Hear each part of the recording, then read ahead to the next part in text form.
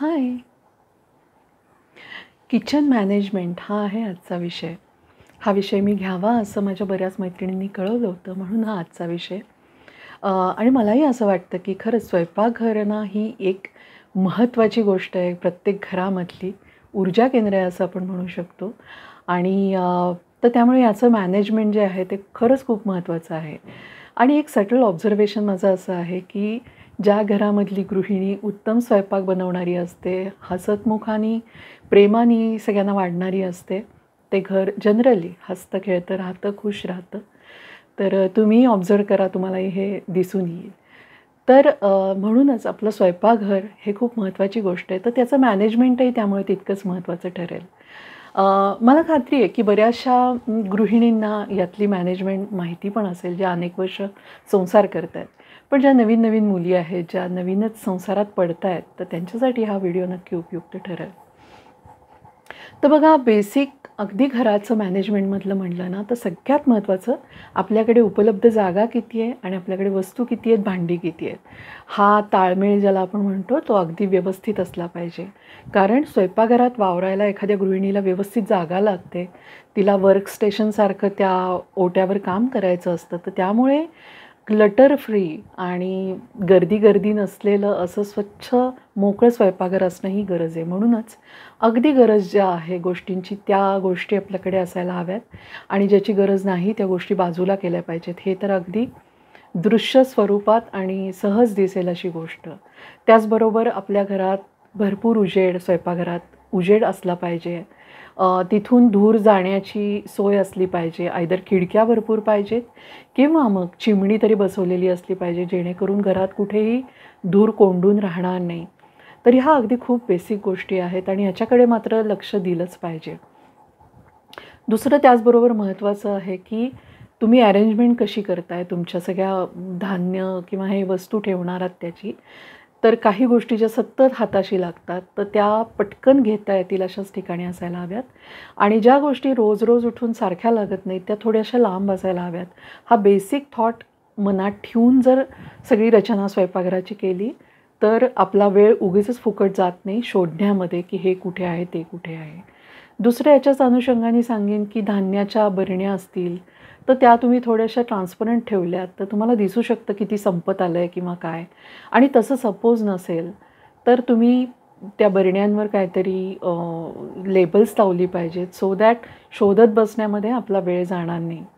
तर आपला वेळ जाणार नाही उगीचच, हे आपलं हे असलं पाहिजे, टार्गेट असलं पाहिजे. त्यानुसार ही सगळी अरेंजमेंट असली पाहिजे. दुसरा महत्त्वाचा मुद्दा येतो तो हायजीनचा, स्वच्छतेचा. तर इथे प्रत्येक गोष्टीची स्वच्छता गरजेची आहे. आपण जे साठवण्याचे डबे वापरतो त्याची स्वच्छता गरजेची आहे. ओटा कायम चकाचक असला पाहिजे. आपण जो गॅस वापरतो तो कायम स्वच्छ असला पाहिजे. आपण जो फ्रीज वापरतो तो स्वच्छ असला पाहिजे. ज्यात आपण भाज्या साठवतो ते आपण नीट सगळं ठेवलं पाहिजे. तर ही हर तऱ्हेची हायजीन किंवा भाज्या घेताना धुवूनच आपण वापरतोय का, ह्याच्याकडे लक्ष असलं पाहिजे. अशा अनेक गोष्टी आहेत खरं तर बारीक-सारीक, पण हायजीन याला आपण प्राधान्य दिलं पाहिजे. मग भलेही तुम्ही स्वयंपाक करत नसाल, घरात कोणी बाई काम करत असेल, तर तिच्याकडे तुमचं लक्ष असलं पाहिजे की ती हे सगळं करते आहे ना, आणि नसेल तर योग्य सूचना देऊन ते करवून पण घेता आलं पाहिजे. दुसरा सगळ्यात महत्त्वाचं मॅनेजमेंट, सगळ्यात महत्त्वाचं म्हणजे प्रत्येक बाईला हा प्रश्न असतो की आज जेवायला काय करायचं? तर हा सारखा प्रश्न पडतो आणि त्याच्यामुळे वैताग येतो खरं तर बायकांना. तर यासाठी सोल्युशन असं आहे की आपल्याला जो शनिवार आणि रविवार मिळतो त्यातला 1 तास काढायचा आणि अख्ख्या आठवड्याचं प्लॅनिंग करायचं आहे, लिटरली लिहून काढून, की आपण सोमवारी काय करू. आणि मग त्याच्यात तुमचे जेवढे मेनू असतील की ब्रेकफास्ट, लंच आणि डिनर, तर त्याप्रमाणे तुमची लिस्ट तयार पाहिजे. त्यामध्ये तुम्हाला काय आवडतं, घरातल्यांना काय आवडतं आणि तुम्हाला काय बनवता येतं आणि त्याचबरोबरीने सगळे घटक, अन्नघटक पोटात जातील असाच मेनू असला पाहिजे. त्याच्यात आपल्या सगळ्या शरीराच्या गरजा पूर्ण होतील असा तो मेनू असला पाहिजे. तर यासाठी थोडेसे कष्ट घ्यावे लागतील. आणि मग असा मेनू डिसाईड करायचा आणि तो फ्रीजला छोटे चुंबक असतात त्याला लावून जर ठेवून दिला, तर आपल्या सतत डोळ्यासमोर राहील की आता आपल्याला या आठवड्यात काय करायचं आहे. याच सोबत मी हे म्हणेन की ज्या गोष्टी आपल्याला नाही येत आहेत, तर त्या शिकून घेण्यासाठी यूट्यूबसारख्या माध्यमाचा खरोखर सुंदर वापर होऊ शकतो. तो जरूर करायला हवा आणि शिकत राहायला हवं. कधीच बनचुके ॲटिट्यूड स्वयंपाकघरात नाही उपयोगाचा, की मला ही भाजी येते आता बस, मी आता कायम अशीच करत राहणार. घरचे पण कंटाळतात, आपल्याला पण कधीतरी कंटाळा येतो. तर त्यामुळे एकच भाजी इतर लोकं किती वेगवेगळ्या प्रकारे करतात, आपल्याला बघता आलं पाहिजे आणि शिकताही आलं पाहिजे. तर शिकण्याचा भाव ठेवला तर आपल्याला ॲक्च्युली कुठूनही शिकता येतं आणि आपण जास्त समृद्ध होतो आपल्या कलेमध्ये स्वयंपाकघराच्या.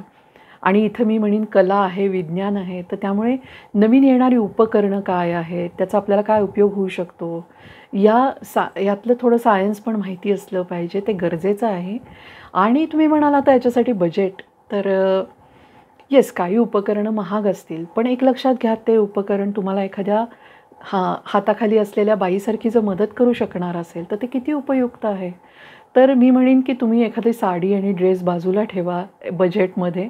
त्याच्या जागी तुम्ही एखादं उपकरण घ्या, कारण ते तुम्हाला लाईफ लाँग उपयोगी पडणार आहे. तर असा थोडासा विचार जर केला, तर तुमचं अतिशय किचनही समृद्ध होईल. अर्थात तिथे आपल्या जागेत बसेल का वगैरे सगळे विचार करायचे, पण हे आपण अपडेट करत राहिलं पाहिजे आपलं स्वयंपाकघर. एकदा जे घेतलंय बाबा आदमच्या काळातलं काहीतरी वस्तू त्याच पुढे चालू राहिल्यात असं नाही.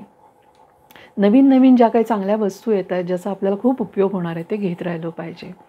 तर ही पण ॲटोमेशन पण हे गरजेचं आहे आणि अपडेटेड नॉलेज पण पाहिजे. कधी-कधी जुन्या बायकांना त्यावेळी काही गोष्टी माहिती नसतील. पण आपण नवीन काळातले आहोत, तर आपल्याला केमिस्ट्रीचं नॉलेज पाहिजे.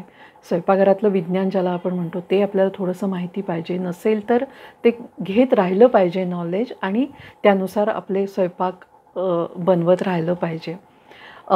मला असं वाटतं की याच्याच बरोबरीने आपण स्वच्छतेबद्दल बोललो, आपण मॅनेजमेंटबद्दल बोललो. स्वयंपाक मुळात जी करणार आहे, ती स्त्री जी कोणी आहे, तर तिची मनस्थिती अख्ख्या स्वयंपाकघरावर परिणाम करत असते. हे तिला कळत नसेल तरी हे सटलरित्या होत असतं. म्हणूनच बघा, आपला मूड नसतो, भांडण झालेलं असतं कोणाशी, तर त्या दिवशी स्वयंपाक बनत नाही चांगला. हे इतकं सहज पाहता येऊ शकतं की ह्याचा परिणाम होत असतो. तर त्यामुळे जी बाई तिथे स्वयंपाक करणार आहे, ती प्रसन्न मनाने तिनं स्वयंपाक करावा. एखाद दिवशी लो फील होत असेल तर थोडंसं थांबावं, 5 मिनटं स्वतःला द्यावी, 10 मिनटं द्यावी. पण आपण जेव्हा ठीक असू तेव्हाच तो स्वयंपाक करावा. आणि कारण तो स्वयंपाक तुमच्या हातून सगळेजणं खाणार आहेत. तर तुम्ही जी ऊर्जा त्यामध्ये घालत असता, ती ऊर्जा सगळ्यांना मिळणार आहे. त्यामुळे प्रसन्न ऊर्जेनेच आपण तिथे काम केलं पाहिजे. मग यासाठी तुम्ही श्लोक ऐकणं, गाणी ऐकणं किंवा काहीही असं ज्याने वातावरण प्रसन्न राहील असं बघणं, हे खूप गरजेचं आहे. आवडत असेल तर एखादा छान सेंटेड उदबत्ती लावावी, ज्याने आपल्याला प्रसन्न वाटेल. पण ह्या सगळ्या गोष्टी करून शेवटी अल्टिमेट गोल काय आहे की स्वयंपाक करत असताना आपली ऊर्जा फार उत्तम असायला हवी, पॉझिटिव्ह असायला हवी. तर मला असं वाटतं की या सगळ्या मॅनेजमेंटमधल्याच गोष्टी येतात. या सगळ्याचे विचार करत आपण स्वयंपाक करत असू तर डेफिनेटली आपलं स्वयंपाकघर ऊर्जादायी असेल, सगळ्यांना उपयोग होईल त्याचा आणि सगळ्यांचं आरोग्य चांगलं राहायला मदत होईल.